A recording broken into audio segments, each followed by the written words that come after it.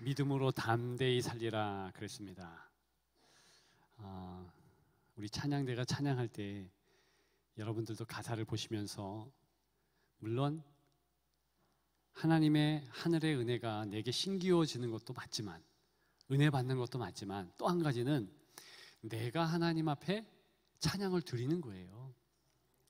비록 목소리는 높이지 않지만 우리 지휘자 집사님의 요 지휘에 맞춰서 저도 이렇게 보면서 마음으로 이렇게 하나님께 영광을 돌렸거든요.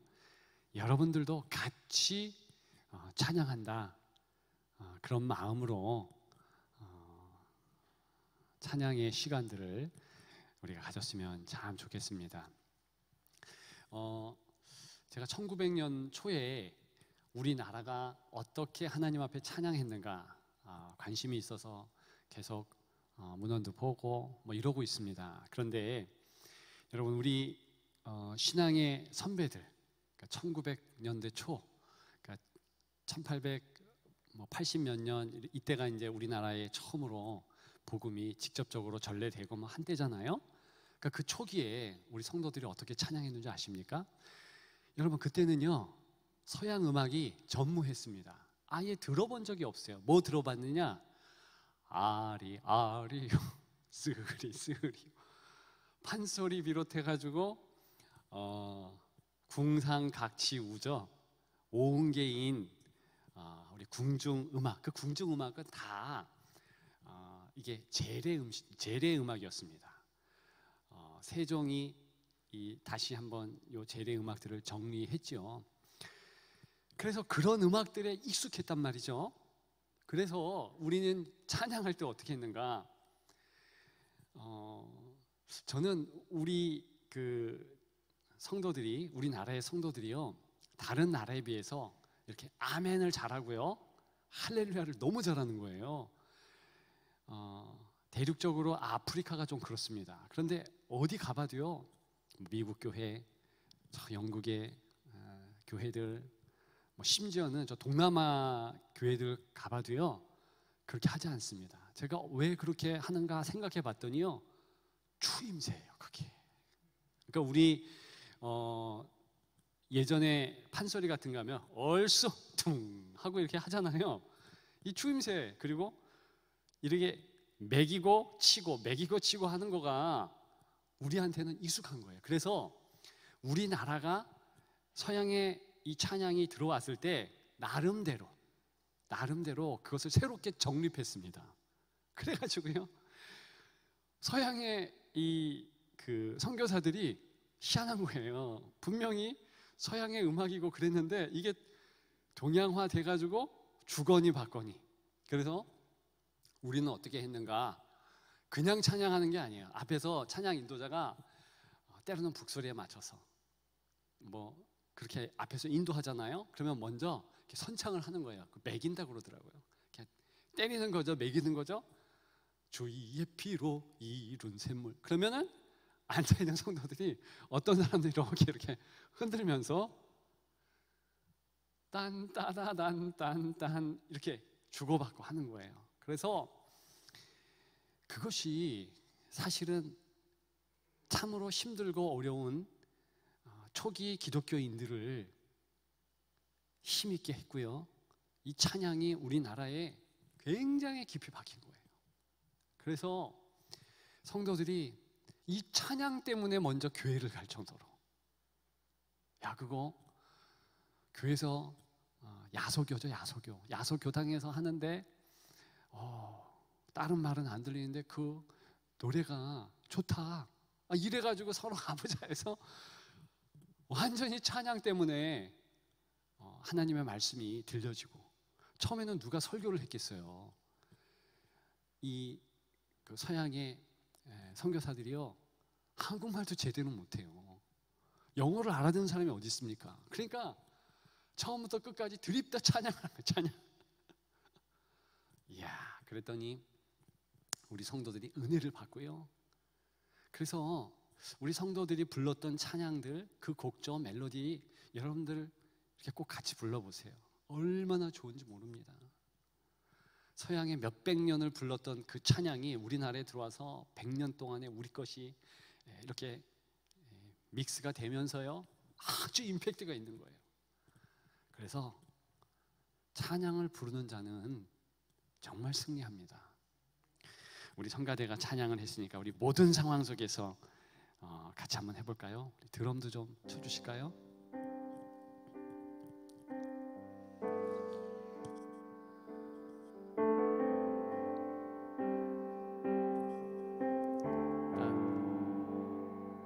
모든 상황 속에서 모든 상황 속에서 같이 부릅니다. 주를 찬양할지라. 주는 너의 큰 상급, 주의 얼굴이시라. 거기까지. 자, 우리 이 찬양이 귀한 게 모든 상황 속에서 주를 찬양합니다. 주는 너의 큰 상급. 이 큰 상급은 어디에 나오는 말씀인 줄 아십니까? 주는 너의 큰 상급이다. 이것이 창세기 15장에 하나님께서 아브라함을 복 주실 때 내가 너의 상급이다. 여러분들에게 하나님이 상급이십니까? 그 귀한 고백인 거예요. 아니요. 저는 제가 원하는 게 있잖아요. 그거 줘야죠. 여러분, 아브라함도 똑같이 그렇게 얘기했어요. 아들 달라니까요. 내게는 엘리에셀 뿐입니다. 종의 이름이거든요. 근데 주께서 계속 난 너의 큰 상급이야. 나중에 깨닫게 되죠. 기가 막힌 가사를 가지고 있습니다. 내 영혼이 확정되고 확정되어 사오니 내 눈 들어 주를 바라봅니다. 내 영혼이 확정되고 확정되어 사오니 믿음의 눈 들어 주를 바라보. 내 영혼이 확정되고 내 영혼이 확정되고 확정되어 사오니 믿음의 눈 들어 주를 바라보니 내 영혼이 확정되고 확정되어 사오니 믿음의 눈 들어 주를 바라봅니다. 여기까지. 조금 이따 다시 할 건데요, 여러분, 이 부분은 우리 박 목사님이 이야기했듯이 시편의 말씀이에요. 귀한 말씀입니다. 시편 57편 7절의 말씀이잖아요. 하나님이여 내 마음이 확정되었고 확정되었사오니 내가 노래하고 찬송하리이다. 그런데요, 내 영혼이 확정되었다. 히브리 말로는 쉬운 거니까 여러분들 한번 마음에 새겨보십시오. 쿤이라는 단어인데요, 이것은요 보통 단어가 아니에요. 완전히 말뚝을 확 박는 거거든요. 영어로는 steadfast라고 그러는데 이거 움직일 수 없는 거예요. 그런데 착각하지 마십시오. 내가 내 영혼을 확정시킨다, 이런 뜻이 아니에요. 절대 그런 뜻이 아니에요. 누가 아예 말뚝을 쿵 하면서 박았는가? 하나님이세요. 이 히브리 단어가 처음으로 성경에 쓰인 곳이, 여러분 한번 찾아보실까요? 창세기 41장 32절이에요. 여러분, 이 4부 예배는 제가 조금 다르게 예배 드리려고 합니다. 찬양 중심. 그래서 눈치 빠른 분은 아시겠지만 오늘 설교의 본문과 내용과 제목이 틀려요. 1, 2, 3부와 4부는 틀려요. 그래서 안심하시고 따라오세요. 이게 지금 설교예요. 41장 32절 같이 읽습니다. 시작. 바로께서 꿈을 2번 겹쳐 꾸신 것은 하나님이 이 일을 정하셨습니다. 하나님이 속히 행하시니. 자, 여기 보니까 바로가 꿈 꿨어요. 2번이나 겹쳐 꼈습니다. 반드시 이루게 된다. 그런 의미로 하나님이 꾸게 하신 거예요. 누가 정하셨어요? 하나님이 정하셨다. 비록 그 꿈이지만 꿈을 하나님이 정하시면 반드시 되는 것입니다. 이것이 약속의 말씀인 거예요. 저와 여러분들이 내 영혼이 확정되어 싸우니 하는 고백은 하나님께서 내가 지금 느껴보니, 내가 확실하게 깨달아 보니까 이거는 내가 정한 것이 아니라 하나님이 말뚝을 콱 박으셨네요. 하나님이 정하셔서 나를 압도하시면서 이끌어 주시네요. 그래서 나는 찬양할 수밖에 없습니다. 하나님께 영광 돌릴 수밖에 없습니다. 이 기가 막힌 고백인 거예요. 아브라함의 고백과 시편 57편 누구의 고백입니까? 다윗의 고백이 응축된 거 아니겠습니까? 우리가 이 찬양을 할 때 예사로 부르면 안 될 듯해요. 왜냐? 경험한 자가 할 수 있는 거예요. 그런 것을 일상에서 매일매일 경험했으면 좋겠습니다. 제가 지난 금요일 날에, 지금 설교 시간이에요. 제가 지난 금요일에 우리 성도들에게 금요 성령 집회 때 오늘 성령의 은혜가 있다. 아픈 것에서 손들어라. 대라. 또 여러 은혜가 있다. 이렇게 얘기를 했어요. 집에 들어갔는데 그 은혜와는 반대로 우리 첫째 아이가 여기 그냥 아파가지고 막 그러는 거예요. 왜냐하면 그날에 우리 아이가 교정을 하는데 치아를 생리를 2개를 뽑은 거야. 밑에도 예전에 뽑았는데 2개를 뽑은 거예요. 원래 이 아이들이 그렇게 하면은 얼마나 힘들겠어요. 근데 본인들이 하고 싶어 했거든요. 부모가 하라 해서 한 거 아니에요. 본인들이 하고 싶어서 했기 때문에 이거 뽑았는데 아프다고 그럴 수도 없고, 낮에는 참았는데 밤이 되니까 굉장히 아픈가 봐요. 정말 피가 철철 나는 것 같고 막 그러더라고요. 근데 제가 이렇게 손을 대고 우리가 기도했으니까 이렇게 성령의 역사하심, 치유되게 하심 위해서 기도했어요. 그리고 각자 이제 방에 가서 잤죠. 한 2시인가 제가 깼어요. 왜 깼는가? 이빨이 아파서. 제가 오른쪽이 이렇게, 저도 물론 얼마 좀 지났는데 치과에 가가지고 치아를 빼긴 했습니다만 전혀 저는 멀쩡해요. 근데 이렇게 이제 누워서 깜깜한데 이렇게 혈로 대보니까 갑자기 제 이 치아 그 밑에가 이렇게 볼록 튀어나온 거예요. 그러니까 우리 아이가 이렇게 치아를 빼고서 이렇게 볼록 튀어나왔었거든요. 근데 그게 저한테 온 거예요. 물론 제가 잠잘 못할 정도로 힘들고 어렵고 한 거 아니에요. 그냥 그거를 이렇게 하면서 부모로서 기쁜 마음이 드는 거예요. 야, 우리 아이가 편하게 이 밤을 자겠구나. 하나님께서 내가 그런 아이의 아픔을 가져가게 하시되 약간 느끼도록 내가 이렇게 만져보면서 성령 하나님께서 야, 너 큰딸의 아픔 안 느끼게 하면서 네가 그거 알 수 있도록 내가 장치했다. 이런 마음을 주시는 거예요. 그래서 제가 약간 얼얼한 그 상태에서 하나님께 영광을 돌린 겁니다. 성령 하나님 감사합니다. 감사합니다. 아침이 됐어요. 물어보겠죠. 아팠냐고. 전혀 안 아팠대. 이상하대. 여러분, 그게 일상의 작은 일일 수 있습니다. 그런데요, 하나님의 함께 계심의 성령 하나님의 역사는요, 그러한 것이 계속 되는 거예요. 여러분, 그것이 믿음을 만드는 것이에요. 우리가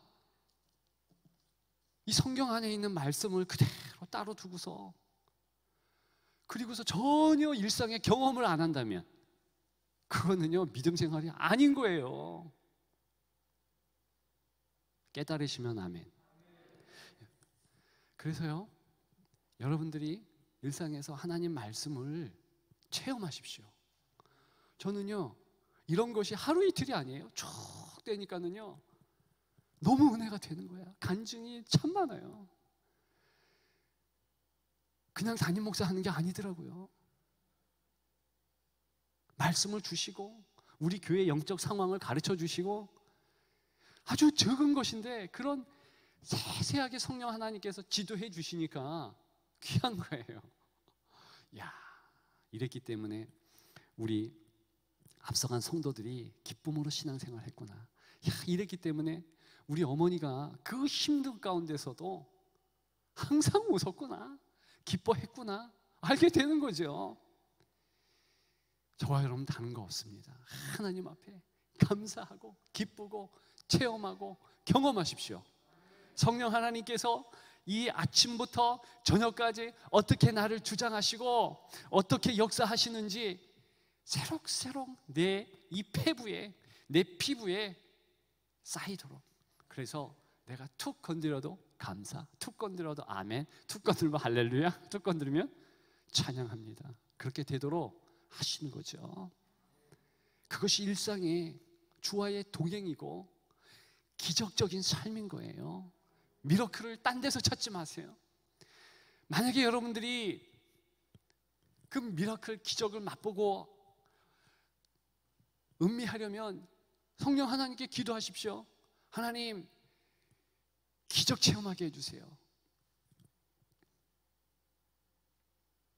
근데 너무 세게 하지 마세요.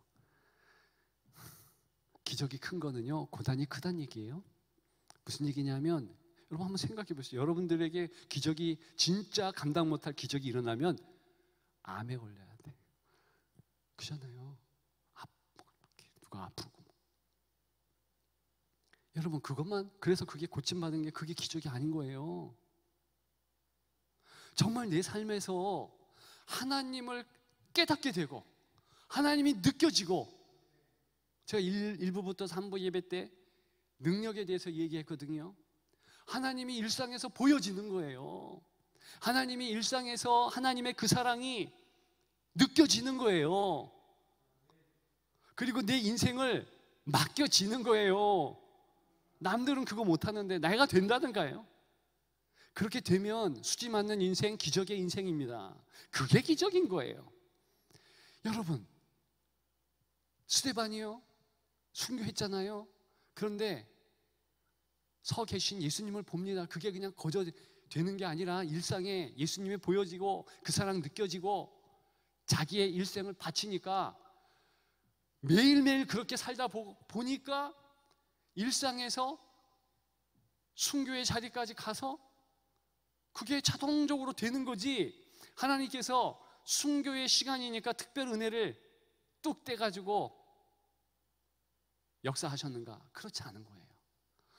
성경의 정황은요, 그게 아니고 성령의 사람으로서 기도하면서 매일매일 찬양하면서 스데반은 사는 것 뿐이에요. 어제도 나타나시고 역사하셨던 하나님이 왜 최악의 순간, 어려움의 순간에 함께하지 않을까요? 그런 게 아니에요. 똑같이 하나님은 나타나시고 역사하시고 위로하시고 보혜사로서 인도하셨습니다. 다만 성경은 그걸 담아낸 거죠. 그 시간으로, 특별 시간으로. 여러분, 최악의 현실에 최선의 헌신을 드리게 되는 그 능력, 그게 기적인 거예요. 그게 역사함인 거예요. 내 일상에서 그것을 경험하고 감사로 나아간다면 얼마나 좋을까. 마지막으로 찬양할까요? 내 영혼이 확정되고 확정되어 사오니 믿음에, 안 해도 괜찮아요. 그냥 저 혼자 하는 거예요. 우리 목소리로. 때로는 우리 목소리가 가장 귀한 악기잖아요. 혼자 있고 높낮이 안 맞고 그게 무슨 상관이겠어요? 중요한 건 가사. 내 영혼이 확정되고 확정되어 사오니 믿음의 눈 들어 주를 바라봅니. 내 영혼이 확정되어 사오니 믿음의 눈 들어 주를 바라봅니다. 우리 하나님의 말씀 사도행전 9장의 말씀입니다. 사도행전 9장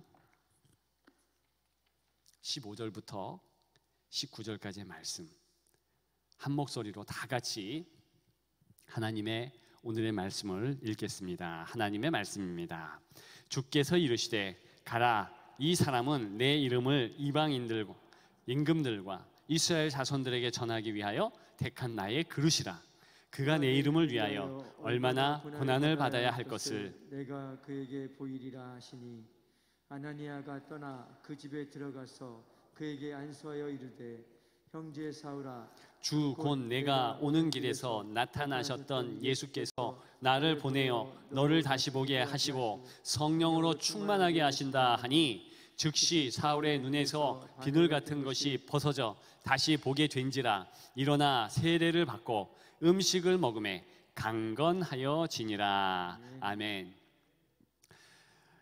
바톤 터치다라는 제목으로 같이 은혜를 나누고자 하는데요. 여러분, 사도행전에 보면 두 걸출한 인물이 나옵니다. 첫 사람은 베드로예요. 두 번째 사람은 사도 바울입니다. 이 두 사람의 이야기가 다다, 그렇게 말해도 과언이 아닐 정도로 사도행전은 두 사람의 뚜렷한 족적이에요. 여러분, 1장부터 12장까지 쭉 보면 베드로의 중심적인 설교, 베드로의 행동, 이런 것으로 쭉 연결이 됩니다. 기가 막힌 것은 베드로의 설교 전문이 그대로 나와 있어요. 대단하죠. 그런데 오늘 이 본문을 기점으로 해서 이제 다른 인물이 등단하기 시작했으니 바로 사도 바울이더라. 언제부터 완전히 바꿔지는가?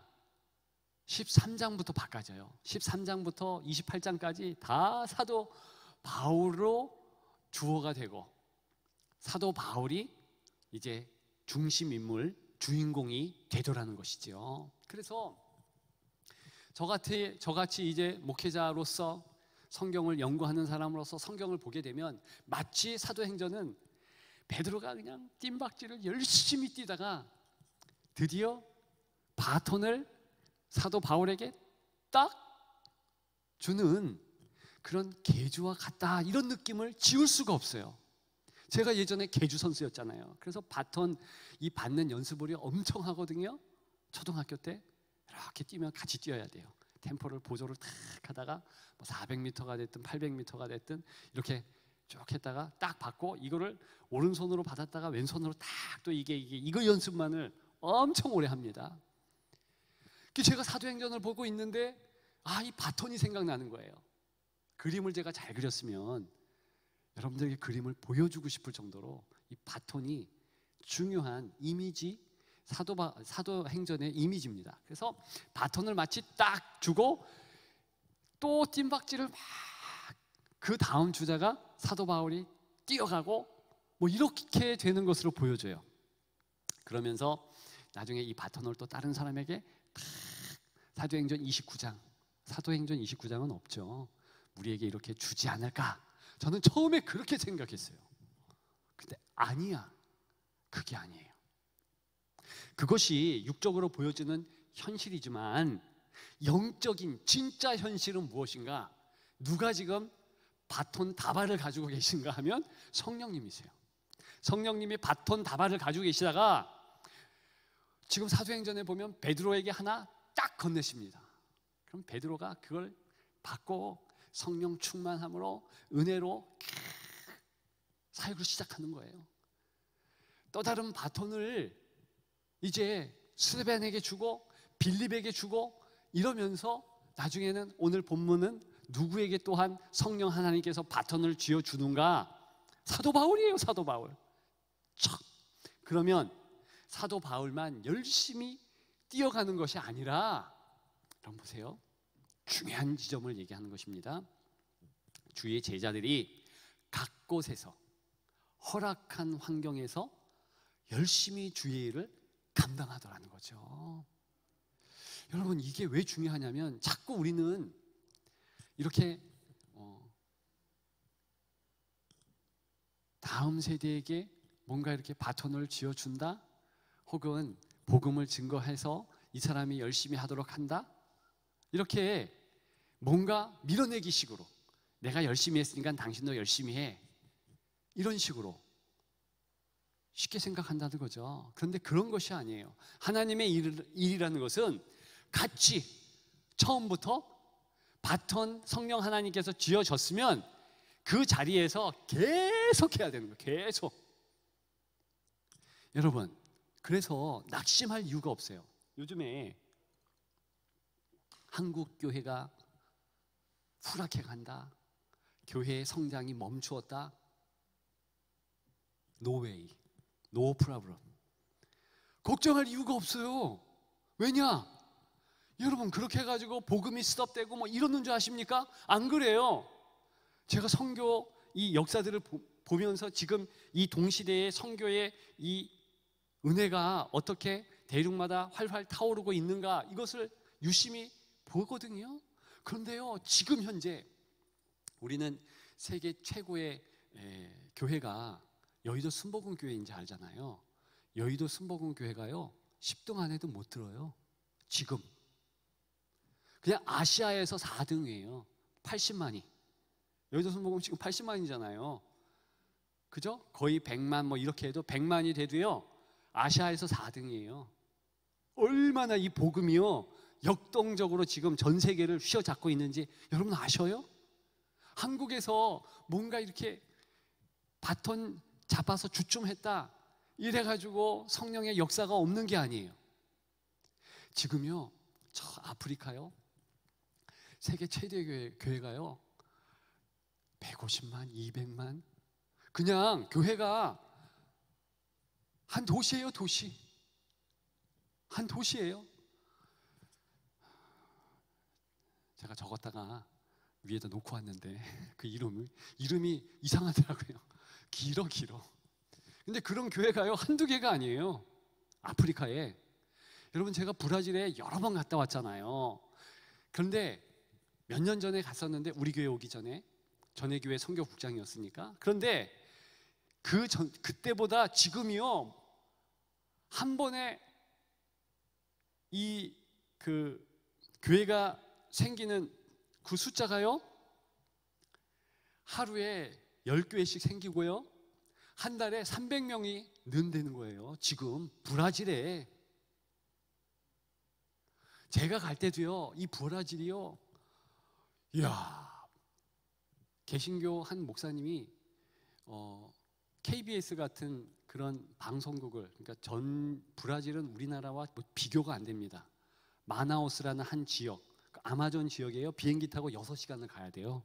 그렇게 커요. 그런데 랭킹 4위에 방송국을 가지고 있어요. 개신교 우리 같은 교회의 담임 목사님이.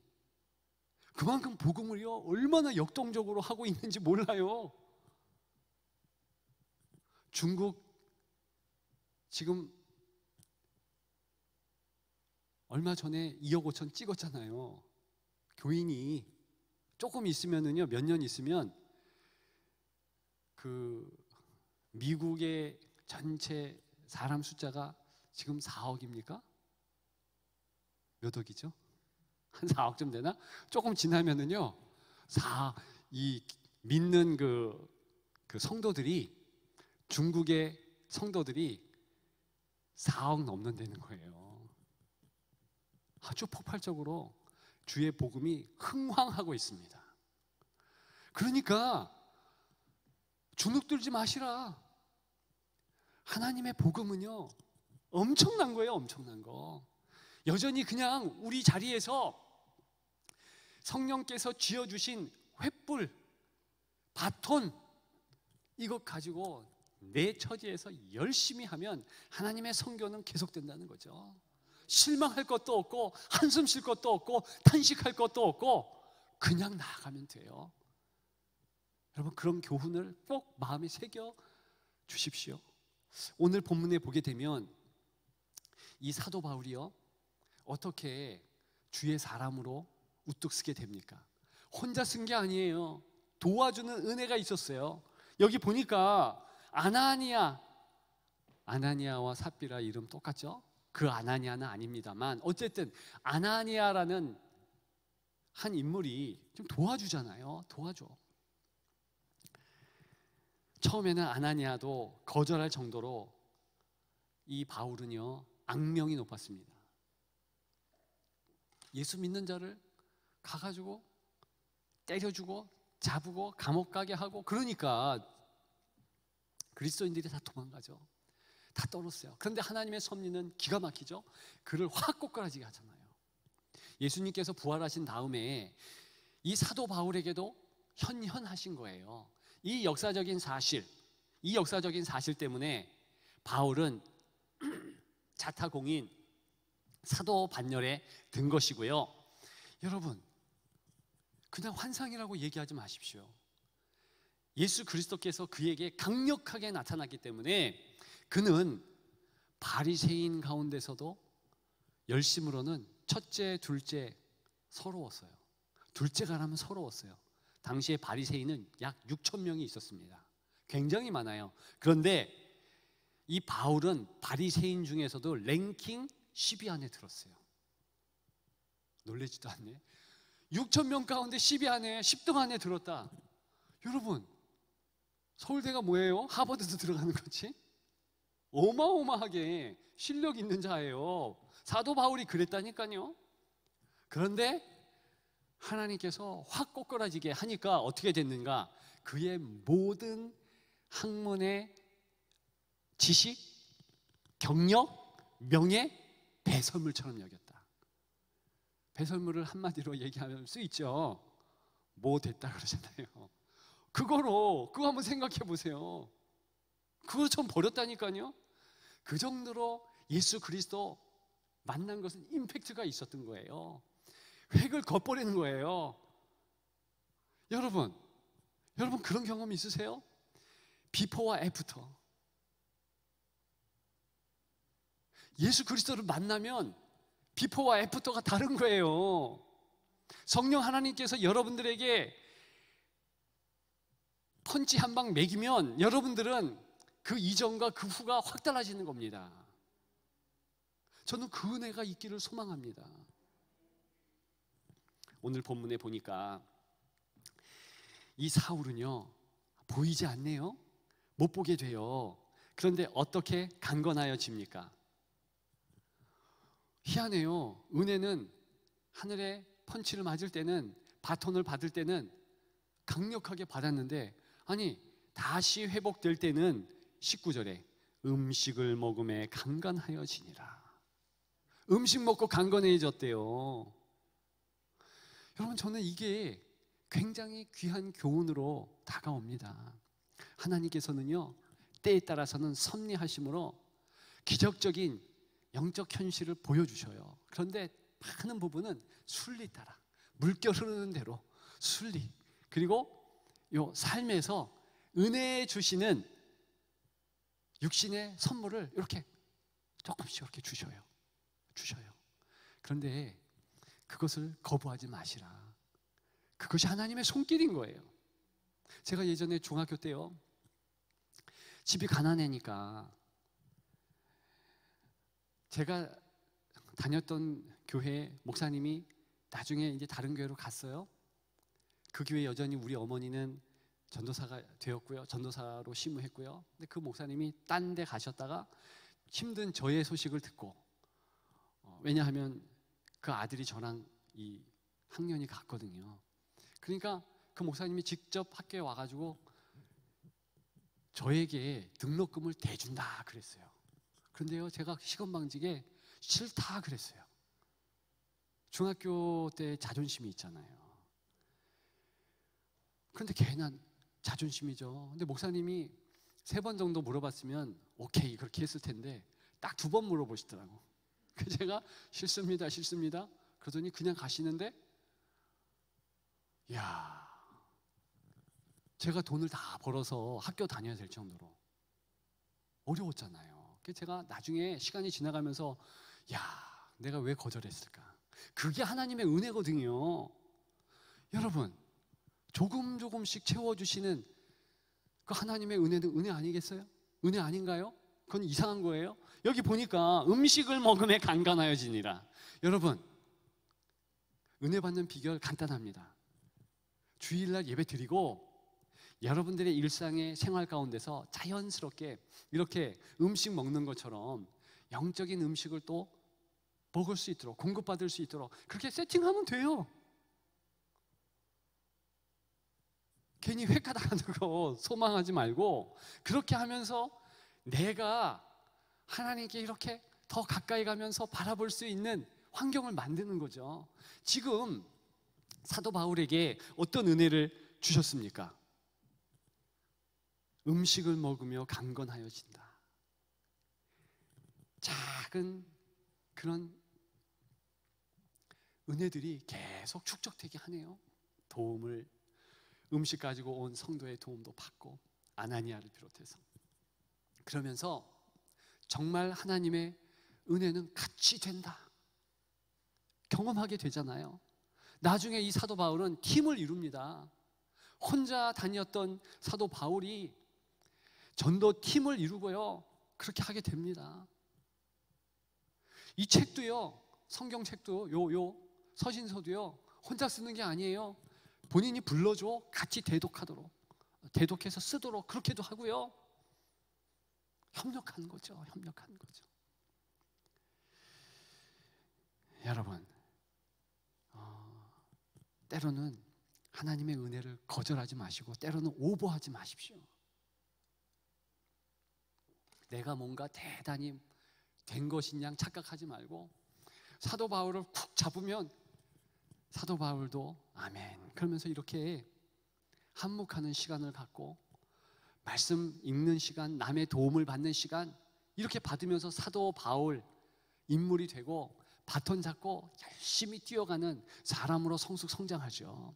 우리들 다 똑같아요. 우리 공동체는 그런 여러 사도 바울이 모여서 은혜 받는 곳입니다. 그래서 남의 은혜 거절하지 말고 작은 것이라도 나도 주고 그렇게 받는 거예요. 그러면 거룩한 하나님의 역사가 계속 된다는 것입니다. 아직 나눌 게 많은데 다음 주가 있으니까 주께서 시간을 주신 것도 따라야죠. 그죠? 여러분, 여러분들은 바톤 받으셨습니까? 다시, 여러분들은 바톤 받으셨습니까? 여러분의 삶의 현장에서 다 그 바톤 놓치지 말고 끝까지 뛰는 거예요. 우리 자리를 지키는 것이 하나님의 우리를 향한 하나님의 뜻이요, 마음이요, 확정된 것입니다. 있는 자리에서 은혜 받기를 소망합니다.